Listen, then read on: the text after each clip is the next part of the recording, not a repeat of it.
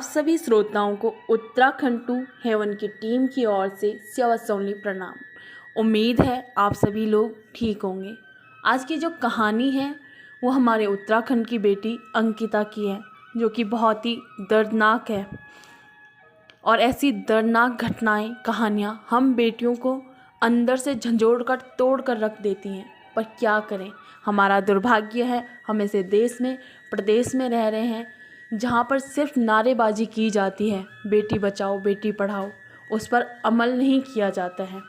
इसी कारण आज बेटियां खुद को सुरक्षित नहीं बल्कि असुरक्षित महसूस कर रही हैं। उत्तराखंड को हम देवभूमि यानी देवों की भूमि, देवताओं की भूमि कहते हैं। और इस प्रकार की घटना देवभूमि में होना अपने आप में ही शर्मनाक है।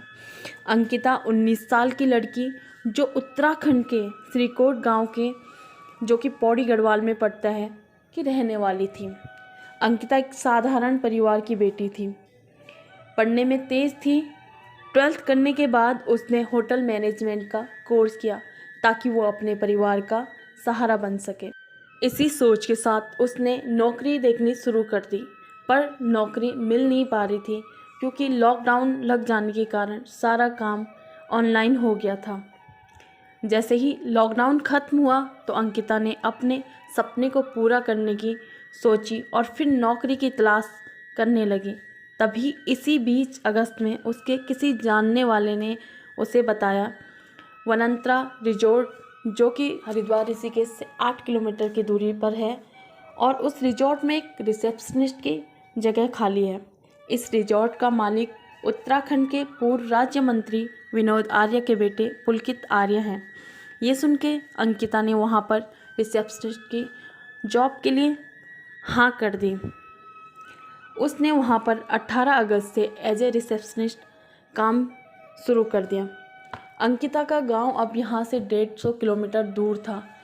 आने जाने का कोई साधन नहीं था, और पहाड़ी इलाकों में वैसे भी 1 घंटे में कम से कम हम 30 किलोमीटर तक की दूरी तय करने में कर पाते हैं।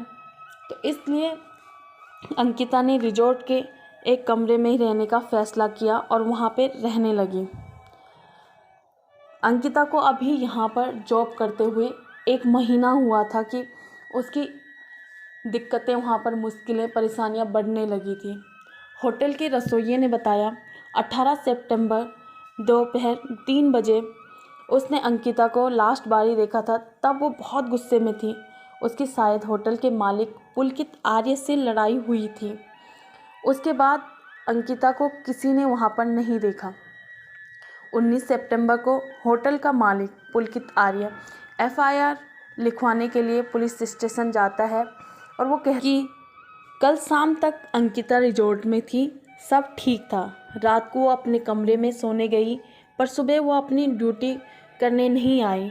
कहाँ गई कुछ पता नहीं है। उसका फ़ोन भी स्विच ऑफ आ रहा है, और इसलिए हम उसकी गुमशुदगी की रिपोर्ट लिखवाने आए हैं। पुलिस रिपोर्ट लिख लेती है। रिपोर्ट लिखवाने के बाद पुलकित अंकिता के माँ बाप को फ़ोन करके बताता है कि अंकिता गायब है। अब 20 की सुबह अंकिता के माँ बाप परेशान पुलकित के पास पहुंचते हैं और उसी पुलिस स्टेशन पर जाते हैं जहां पर पुलकित रिपोर्ट लिखवा चुका था। जब ये लोग पुलिस के पास पहुंचते हैं तभी अंकिता के एक दोस्त जो जम्मू में रहता है, वो अंकिता का बहुत अच्छा दोस्त था। अंकिता अक्सर उससे अपनी सारी बातें शेयर किया करती थी। अंकिता के माँ बाप को भी वो जानता था। उसका कॉल अंकिता के पिता को आता है और वो बताता है कि उसे पता चला कि अंकिता गायब है, और मेरी भी अंकिता से आखिरी बात 18 को हुई थी। वो रो रही थी और उसने कुछ ऐसी चीज़ें बताई हैं, और फिर वो व्हाट्सएप चैट के स्क्रीनशॉट लेके अंकिता के पिता को भेजता है। जब अंकिता के पिता को ये पता चलता है तो फिर उन्हें लगता है कि इस सब के पीछे सीधा सीधा पुलकित का ही हाथ है। अब अंकिता के पिता पुलिस से ये कहते हैं कि मेरी बेटी की जो गुमशुदगी के पीछे इंसान है वो रिजॉर्ट का मालिक, यानी जो रिजॉर्ट का ऑनर है वो पुलकित आर्य ही है। और मुझे उसके खिलाफ रिपोर्ट लिखवानी है। पुलकित, जो कि ताकतवर नेता और पूर्व राज्य मंत्री के बेटे थे, पुलिस रिपोर्ट दर्ज नहीं करती है और उन्हें टालती रहती है। अंकिता के माँ बाप, भाई 4 घंटे तक पुलिस स्टेशन के कंपाउंड में खड़े रहते हैं और इसी दौरान वहाँ के local MLA, social media, national media ने मुद्दा उठाया। तब जाके नेताजी के बेटे का नाम आया और इसके बाद नेताजी वहाँ पहुँचते हैं तो पुलिस उनकी खातिरदारी करती है, उन्हें चाय पिलाई जाती है और सम्मान से बिठाया जाता है। ऐसा भ्रष्ट हमारा पुलिस प्रशासन हो चुका है। इसके बाद कोई अंकिता के माँ बाप को सलाह देते हैं कि आप डीएम साहब के पास जाइए और उन्हें पूरी बात बताइए, शायद वो आपकी कुछ मदद करें। उसके बाद अंकिता के माँ बाप डीएम के पास जाते हैं और उन्हें अपनी पूरी बात सुनाते हैं। तब डीएम पुलिस को ऑर्डर देते हैं कि इस मामले में कार्रवाई की जाए, इनकी एफआईआर दर्ज की जाए। तब मजबूरन पुलिस ने 23 सितंबर को पुलकित आर्य और उसके रिजॉर्ट के मैनेजर और स्टाफ को खिलाफ एफआईआर दर्ज की और उन्हें गिरफ्तार किया। फिर सख्ती से उनसे पूछताछ की और उन लोगों ने एक्सेप्ट किया कि 18 सितंबर को ही उन्होंने अंकिता को मार दिया। पुलकित ने बताया 18 सितंबर को दोपहर में अंकिता के साथ उसका किसी बात को लेकर झगड़ा हुआ था। इसके बाद उसका मूड ठीक करने के लिए वो उसे ऋषिकेश घुमाने ले गया था और साथ में उसने अपने मैनेजर और एक स्टाफ को भी लिया। उसके बाद वो ऋषिकेश बैराज के पास जाते हैं।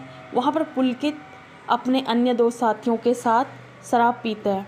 फिर वहाँ पर भी अंकिता से उसका किसी बात पर झगड़ा होता है और वो गुस्से में अंकिता को बैराज से धक्का दे देता है और फिर वो तीनों घर वापस आ जाते हैं, ये देखे बिना कि अंकिता किस हालत में है, वो जिंदा है या नहीं।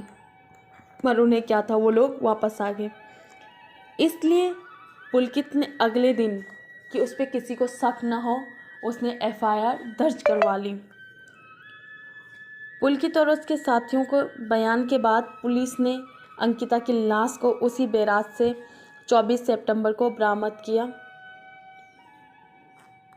अभी भी पूरी सच्चाई सामने नहीं आई है क्योंकि अंकिता के दोस्त ने जो व्हाट्सएप चैट शेयर की है उसमें अंकिता उसे कहती है कि ये लोग मुझे गलत समझ रहे हैं, ये लोग समझते हैं कि ये लोग मुझे 10,000 में ख़रीद लेंगे, ये मुझे गलत टाइप की लड़की समझ रहे हैं, ये लोग मुझे जो गेस्ट कस्टमर आते हैं उनके कमरे में भेजना चाहते हैं, मैं इनको मना कर रही हूँ, ये सब ठीक नहीं है।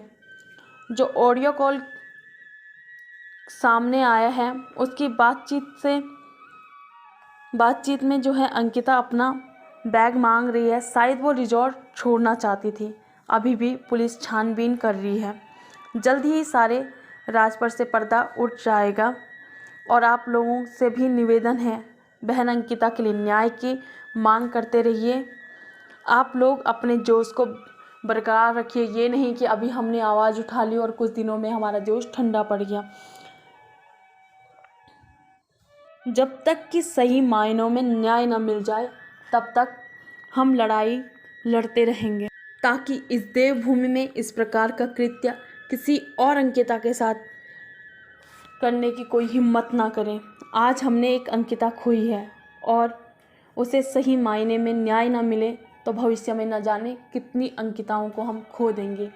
इसलिए आप डटे रहें, न्याय की मांग करते रहें। धन्यवाद।